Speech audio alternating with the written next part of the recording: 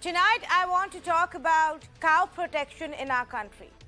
I genuinely want to talk about policies to take care of the cattle in our country. Without getting into the rhetoric, without getting into the politics, without getting into all the surround sound that we hear around Gau Raksha in this country. That's fine, and we will leave that to the politicians to do and gain whatever benefit they feel deem fit. But I genuinely want to talk about the menace of stray cattle, about the 5 million cows that are stray cows in our country as we speak. 50 lakh roaming on the streets, nobody to take care of them, nobody to feed them. They often feed on garbage, they feed on plastic. They are a menace for the farm fields, with the farmers constantly having to chase them out. They destroy the crops. They are a menace on the roads and the highways as they cause a lot more of accidents. And those who even attempt to do something about it often land up in trouble while transporting, while selling them off.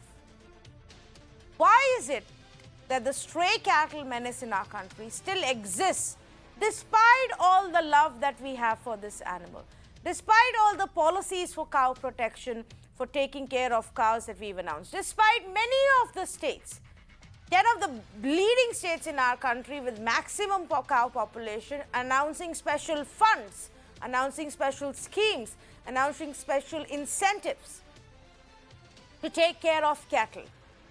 Why is it still such a big issue in our country? The Allahabad High Court yesterday made headlines with some of the observations and some of the lines that were mentioned in an order that came out. Now, the High Court called for strict laws for cow protection and even asked it to be declared as a national animal. And I can understand the sentiment in the hope that once you at least declare cow as a national animal, maybe we will find effective ways to take care of this animal.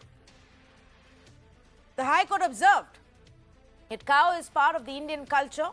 The cow should be included within the scope of fundamental rights. And work of cow protection is not only of one religion sect. Strict laws should be made to punish those who talk about harming cows. The country will only prosper if the cow is revered. These were some of the observations that were made. The court also pulled up the Uttar Pradesh government, the state government, on its Gaushala system and spoke about the bad state of affairs when it comes to the Gaushalas in Uttar Pradesh, with many districts reporting not getting the funds, many centers having stopped, and the funds of the Gaushalas really not reaching these centers. There were also reports that Gaushalas are not accepting the non-milch and old cows, which actually is the biggest problem. When cows become unproductive for dairy farms, for farmers, is when they are usually abandoned in our country. When they are old or unproductive and of no use to the poor farmer, they often get abandoned. And with a very strict cow slaughter ban in our country, that just means that they roam around on the streets. That's not fair to the animal, to say the least.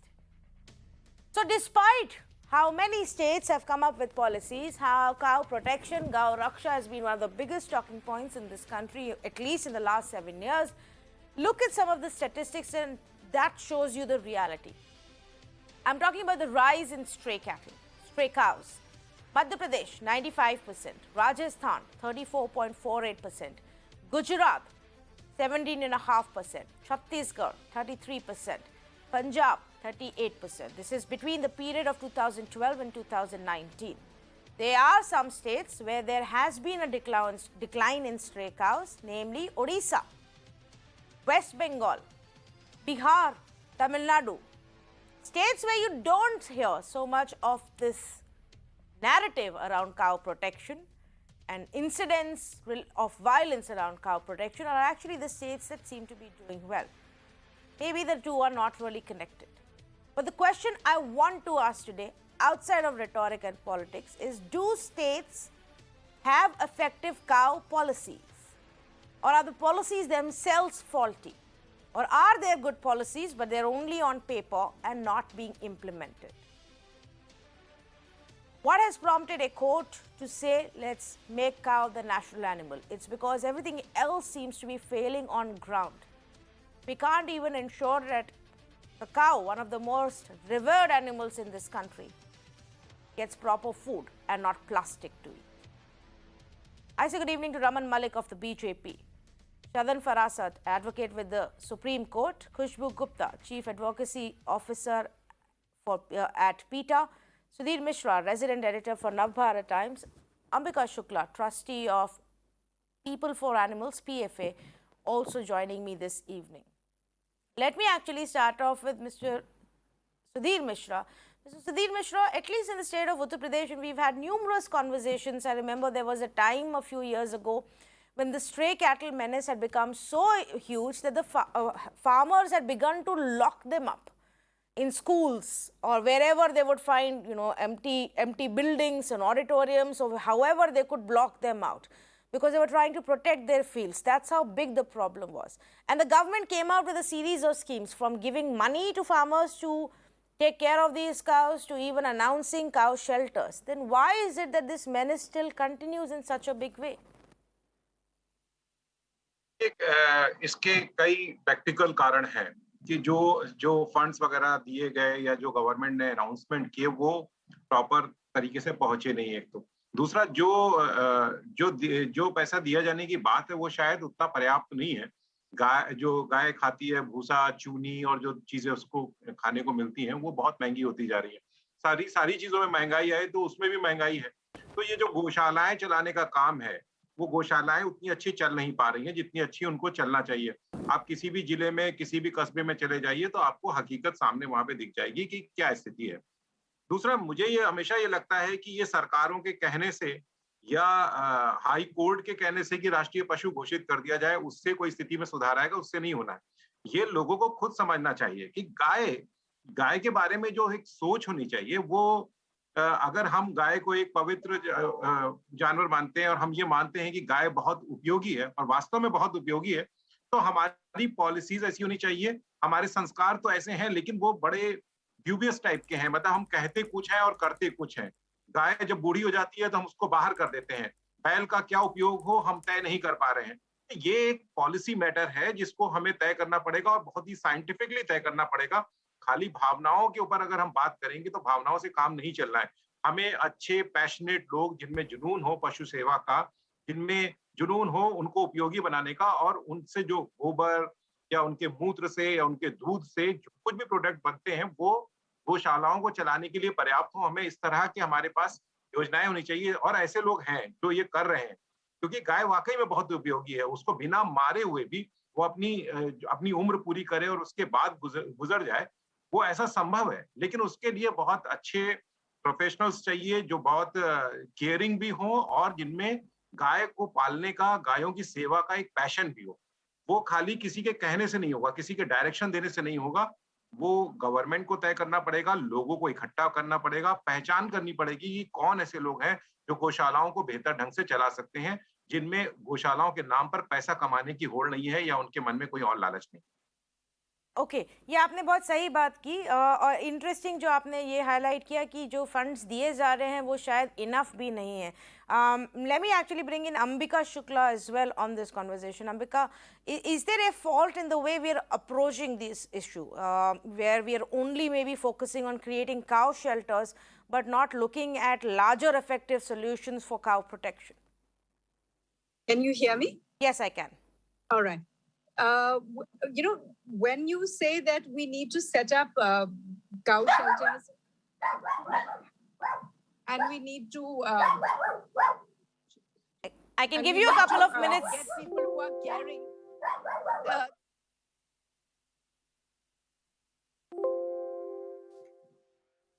Okay, Ambika, I'm going to give you a couple of minutes and then come back to you.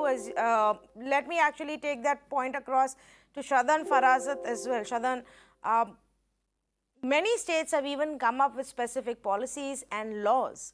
And I'm right now not just referring to, the cow protection squads who roam the streets to stop just the smuggling or the butchering and the slaughtering.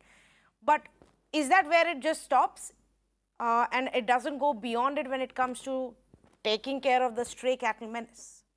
See, I would reframe your question. The High Court, I think, has actually, I find the order of the High Court lacking the normal judicial discipline, which is expected both in terms of facts and in law. High Court has said scientists believe that, the cow inhales and exhales oxygen. I mean, these are all falsehoods. So for a High Court to make such statements is, frankly, I find it shocking.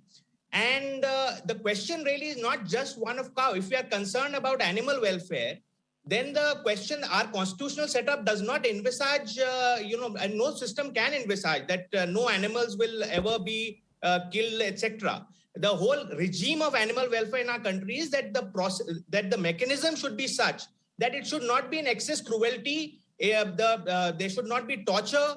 That is the scheme. And why do you want to, if you have to have a mechanism, you have a across the board mechanism.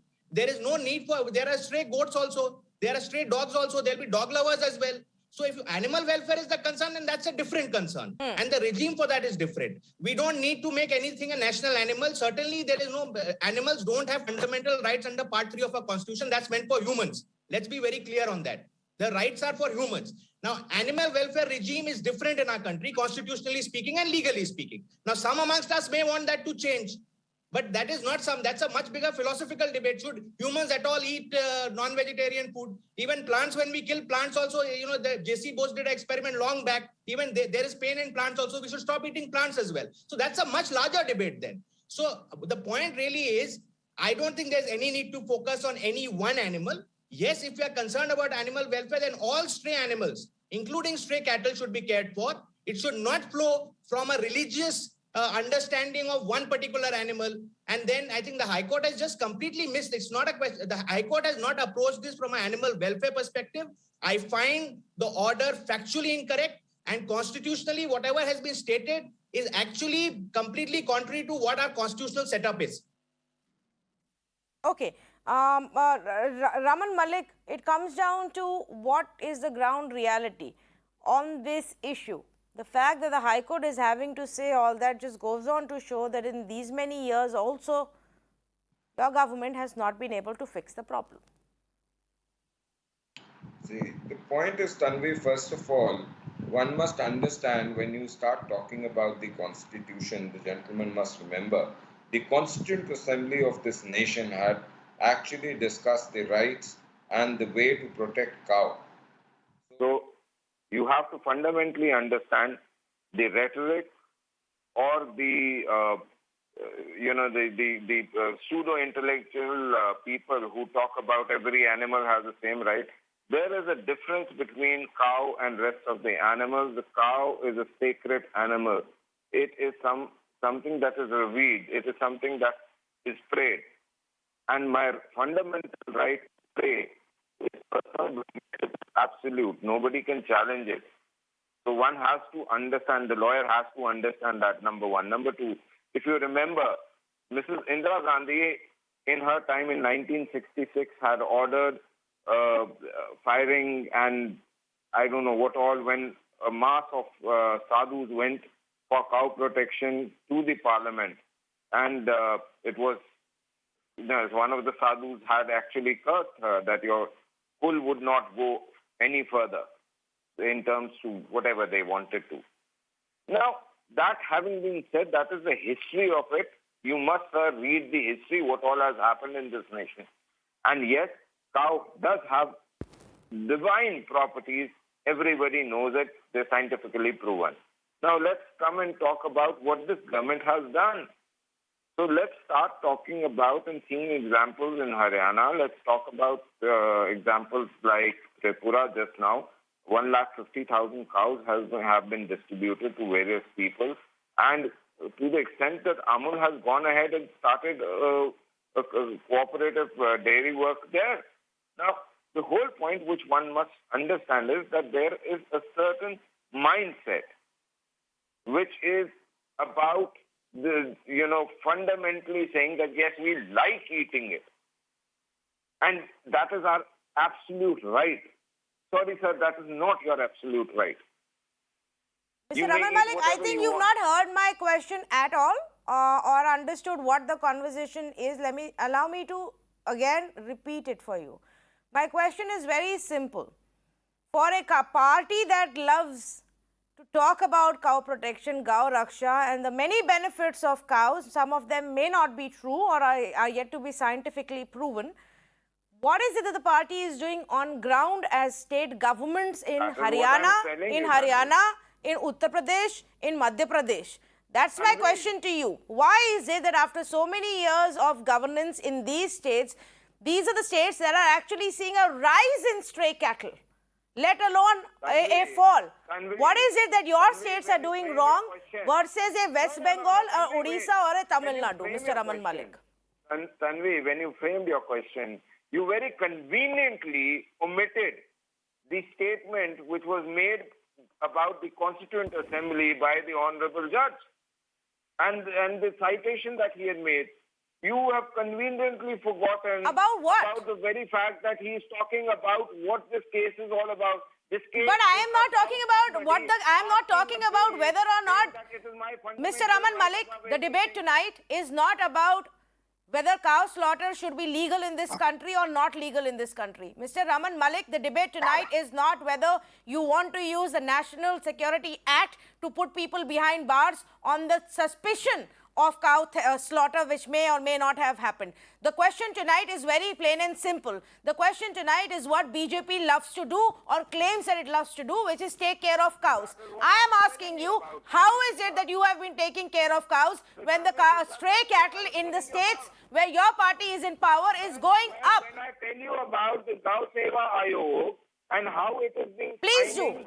Now get to the point. And when I am talking about Gau Seva Ayog in Haryana and Uttar Pradesh and other places, or Gujarat, when I'm telling you about Tripura giving 150,000 cows to be taken care by people and dairy farming being increased, that is all towards the same work. Now, I would like to ask you, why are you so conveniently omitting the very fact that I'm talking about the issue? And yet you say I am not understanding your question. I understand the premise of your question, and I also understand from where you're coming. So let's from where am I coming from? That may be for another day to talk, Tanvi. You and me both have a very wonderful relationship about answering each other. Where am I coming from, Mr. Raman Malik? What is it that you're trying to imply here? My question is plain and simple, as is the topic of this debate. Are individual state governments failing in bringing in effective policies for cow protection? A point that was also raised by the Allahabad High Court about the state of affairs in Uttar Pradesh. I will quote the data again to you if you've missed out on the data when it comes to rise in stray cows. Madhya Pradesh as a state has seen 95% rise in stray cows from 2012 to 2019.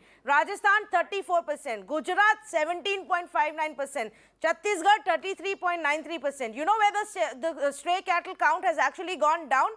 It's states like Odisha, West Bengal, Bihar and Tamil Nadu. Now tell me, how is it that the most cow-loving party of this country, the BJP, is failing in actually doing anything on ground when it comes to cow protection? We have not failed, Tanvi. In fact, the kind of work that has been done, you say, I do not know, first of all, what is the source of this data? This data I am from the ministry. It's from the Animal Husbandry Ministry. Fine, but I've not read this data, so I would not like to comment on it. But the fact remains that we have worked.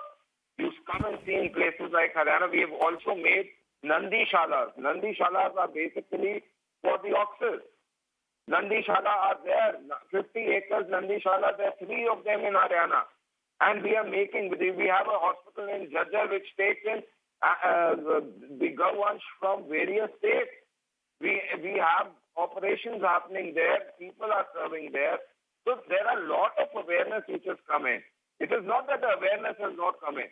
The fact of the matter is that you have to take all possible equations which are there and make it's very clear that there are people who are not ready to understand, who are there only to do what they had been doing for over a period of time. Okay. And that has to stop. Okay, fine. I take your point. That has to stop. Allow me to also tell you what we must do. This is also what the court has said that you have conveniently not highlighted now, Mr. Raman Malik. There are many such examples where the cows die due to hunger and disease in the cow shed. They are kept amidst the filth. In absence of food, the cows eat polythene. As a result, dies after getting sick. The bad condition of cows who have stopped giving milk could be seen on the roads and the streets. Sick and mutilated cows are often seen unattended. In such a situation, it comes to the fore as to what those people are doing who promote the idea of conservation of the cow. These are the shots. I think you must have seen it visible in every city of our country. Our cows eating garbage day in and day out. I think Khushbu is back, is with us as well. Mr. Raman Malik, I am just quoting here. I don't have a question for you. Allow me to go to our other panelists. I'll come back to you. I have many more questions for you, but let me go to our other panelists. Ambika, I think you're back with us. Go ahead, please. The point that you were making. Animal welfarist, I welcome the order. Any order of any court that accords animals protection is welcome. With regard to the cow, I do not believe, and I disagree with my fellow panelists, that the court took a religious perspective on this. No, it did not. The court very clearly spelled out the economic value of the cow. The cow has been in India not just by Hindu governments, but by Muslim governments as well. Earlier, during the Muslim reigns of Akbar, Birbal, or even Aurangzeb, the cow was protected not for any religious purpose, but because of her fundamental revenue that she contributes in terms of fertilizer, fuel, pulling power, and milk. The cows that you call stray on the street, these are not really stray cows. These are all dairy cows. What dairy people do, they do not have any gochar land left. In India, unfortunately, the first places to go have been gochar lands, which have been given over to pubs and malls and petrol pumps and stuff like that. So we do not have any grazing area for cows. So what do dairies do? They simply let loose their cattle on the street to go and forage in rubbish dumps. Every evening, these same cattle go back obediently to their dairy and get milked. So these are not technically stray cattle. They are owned by dairy walas. And these are owned by dairy walas. So you cannot call them stray cattle. But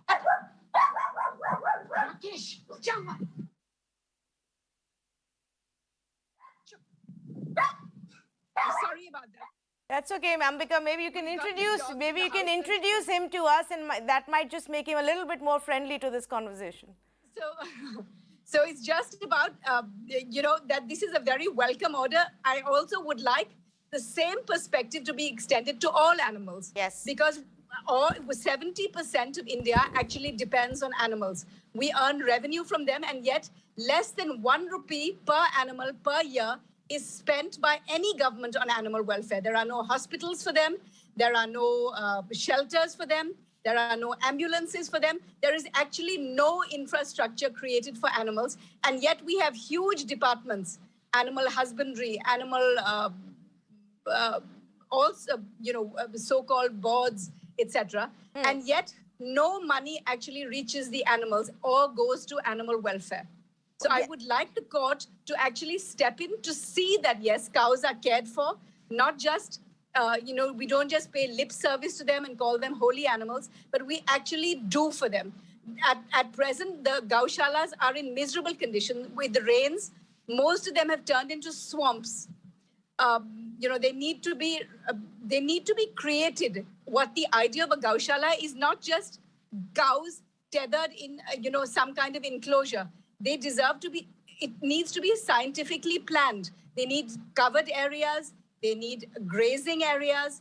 They need wandering areas. It needs to be properly planned, just like you would plan for any other, like you plan for a school, a hospital, any kind of city needs to plan for its animals, which we hopelessly overlook completely. We don't Actually, plan for our dogs. Yes. We don't plan for our cattle. We don't plan for any single animal, not even our birds, nothing. There are no water bodies left.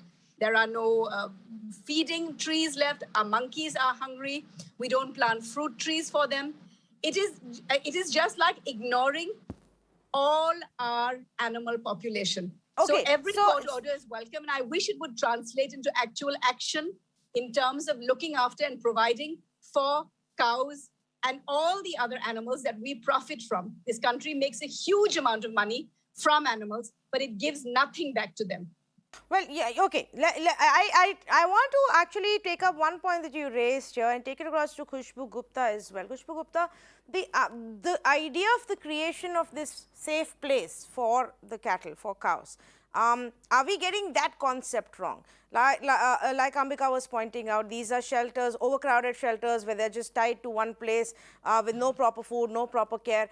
Yes, on paper, and I was reading, for example, the UP government's cow protection plan includes money, it includes oximeters and thermal scanners and help desks at these gaushalas.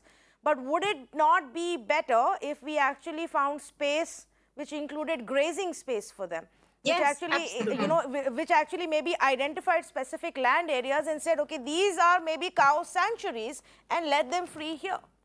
Yes, it used to be part of old India. Every place had gochar land. It is part of our revenue records. It's part of our land records. It was called gochar land. Okay, But Ambika, let me just take that question we... across to Khushbu Gupta as well. Yes, Khushbu. Yeah, so I completely agree that, all gochar bhumis, which were traditionally part of our system to raise cattle, a village model that used to be a sustainable model, it no longer exists. But what we are doing is to just bring in the the practices and the policy which just focus on increasing the number of cattle and milk. I would, because I've come in late, so I would also respond to other things that my fellow panelists were saying. First of all, irrespective of religion, it is the fundamental duty under Article 51G that every citizen in the country has compassion for living creatures and to protect the environment. So this order talks about cow use, but cows and other animals for that matter should not be protected because they are of any use to us or if they are of any merit to humans, but rather because they are living, thinking, feeling, sentient beings who do not want to suffer. And as an animal protection group, PETA India wholly supports moves to prohibit cow slaughter and beef consumption because they're not just, bad for animals, but they're bad for us. They are source of many diseases that are completely avoidable. The court also said that, they rightly pointed out that cows commonly suffer on the streets where they die from ingesting plastic and in overcrowded gaushalas. There have been reports of thousands of cows dying in the poorly run gaushalas. Such cows, if you see, where is the source where they are being generated? They are being generated from the dairy sector. And that's because when the milk production wanes, cows and buffaloes are commonly abandoned on the roads. The buffaloes directly go for slaughter, but cows, if you'll see, especially their male offsprings or the ones who have, who are still producing milk, but the milk is not, so much that it is of any commercial value to the farmer. They also land up on streets, and especially, the problem is worst in the cities, in the urban and the peri-urban areas. In the statistics that you showed, of the stray cattle, you will see that these are also some of the top milk producing states in the in our country. So if we want to address any if we want to address any of the issues of stray cattle or the cruelty and suffering to them, it is very important that we take a step back and look at what our dairy production policies are, whether, desi breed or Sankar Nasal or the crossbred cattle, it all does not matter, because at the end of the day, it all boils down to an animal who can suffer equal amount of pain, and even buffaloes for that matter.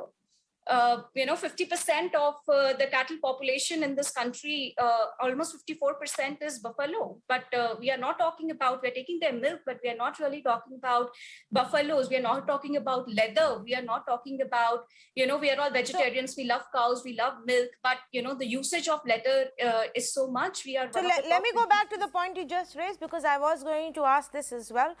There are many who say that the policy is misguided because we need to look at the crossbreeding that happens in cows, which just leads to more of these vulnerable varieties who are only productive or helpful for a certain amount of time.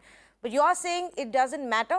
Wouldn't it matter if the animal was useful in one way or the other to those who are primarily taking care of them for a bit, and then they end up abandoning them when they have no use? Yes, Khushbu, to you. Yeah, could I please get your question again? So I'm asking that there are many experts who say that we need to relook at the policies such as crossbreeding, where we use our own, local breeds and mix them with certain of the international varieties, and because that itself, in a larger sense, becomes problematic. Do you think those things also need to be relooked at? See, currently, if you'll see, the dairy sector is so unsustainable that a cow who lives up to 20-25 years of her natural life is actually ready for slaughter and is designated unproductive in 5 to 6 lactations. Correct. So to effectively stop cow slaughter and the cruelty to them, PETA India absolutely encourages people a vegan lifestyle. Vegans are just vegetarians who don't use, animal products at all, be it leather or meat or even milk, because beef industry is fueled by the dairy industry. Okay. Okay, that's a different lifestyle choice that we can get into as well.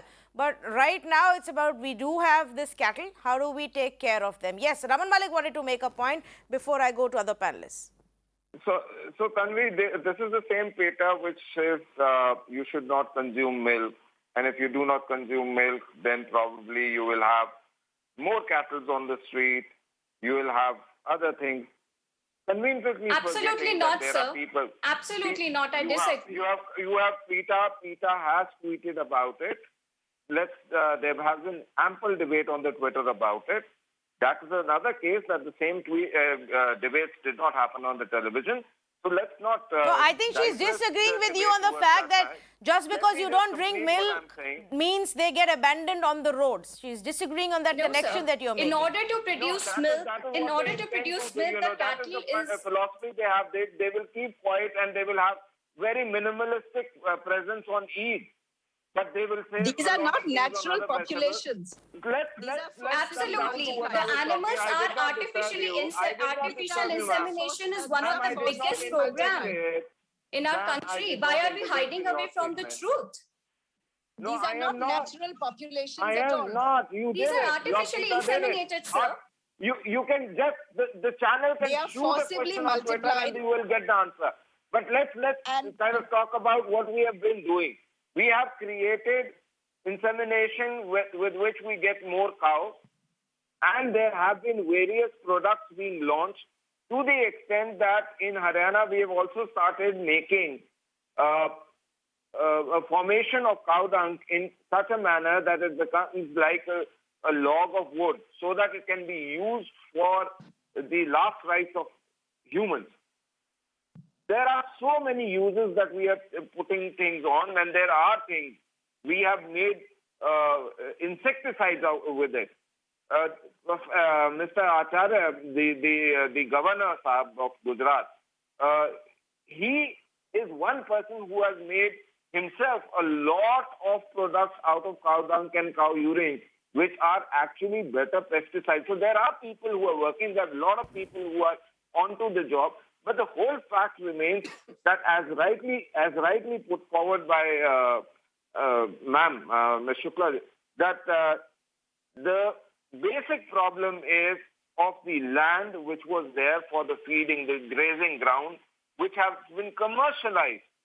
And today you do not have land for these animals to go. कहीं पे उसको घासनी बोला जाता था, कहीं पे गौचर बोला जाता था, कहीं पे मवेशियों की जगह बोली जाती थी. But the fact is that they were sold. by various governments. By the time we are in 21st century now, we are talking about by the time we came into power, there has been so many things that already has happened which cannot be undone. But yes, we are doing effort. We are putting in effort. We are making changes happening. Every state is putting in their effort. So one must understand that this has been a big jolt on the cow in the last 60, 70 years of our economy used to grow because of cow. Now, the point is here that you have to undo so much of things which have happened in past, and effective steps are being taken. Change is going to come. But it cannot be instantaneous. What do we do with all the male calves, sir, that you produce? You told us what to do with the gobar and the urine and all the value-added products that can be created. Probably you did not hear. I had said that we are already in advanced stages. We've already worked upon, and we are in advanced stages of creating insemination for the pregnancy of cow, where mostly it will be a female calf happening. So that is the chances of sex semen, sir, is only 70%. You still get 30% of male calves that you don't know what to do because they're of no value to the dairy industry. Tell me something. And ultimately, those male calves, they suffer on streets. Have you been able, PETA has The been doing colloquial so name much is of things Katra, which all means across born the to be globe. cut. Have you been able to be successful Absolutely. even completely in one scope? No. It takes time. It is not that you can be completely successful. I think the question is about whether you're successful or not, but whether or not you have the right policy to deal with the problem, not whether you've completely gotten rid of the problem. Tonight we're dealing whether your policies are right or not. Shadan wants to make a point, and then I will go across to Sudhir Mishra. Your data is quite revealing.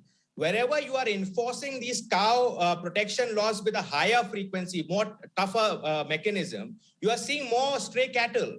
The whole idea, this imaginary idea that, the humankind will protect cow as a group is just imaginary. It's actually the way farmers have treated it. It's effectively used for agriculture purpose. Yeah. Beyond a certain age, it loses its agricultural value and they would sell it off. Now you are enforcing these. Nobody wants to buy it. They're on the street. So that is what is happening. Now, effectively, even constitutionally, the directive principle of state policies, that's why we refer to milch cattle and cattle which is used for agriculture.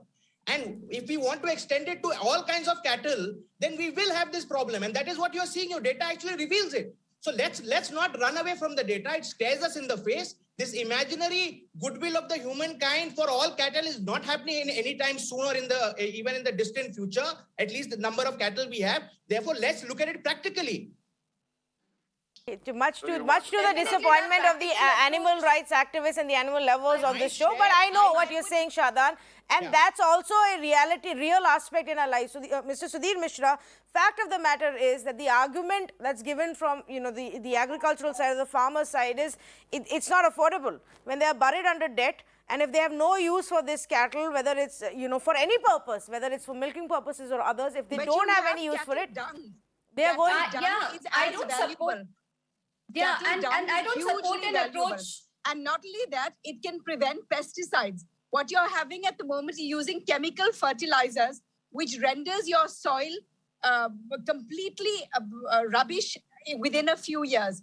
If, in fact, we recognize that cattle dung is a hugely valuable ingredient as a fertilizer, it would replace pesticides, it would replace chemicals, it would lead to safer agriculture, better agriculture, more abundant agriculture without any of the side effects. At the moment, you have poisonous pesticides going into your soil, going into your crops, going into every kind of thing that is grown in your fields, only because of this dependence on chemicals. The farmer does not see that way, madam. The farmer does not see. Okay, 1 minute. Allow me to come in, please. I'm slightly short on time, and I just wanted last comments from Sudhir Mishra on this. It comes back to the policy. Let's take what Ambika Shukla is giving as an example, Mr. Mishra.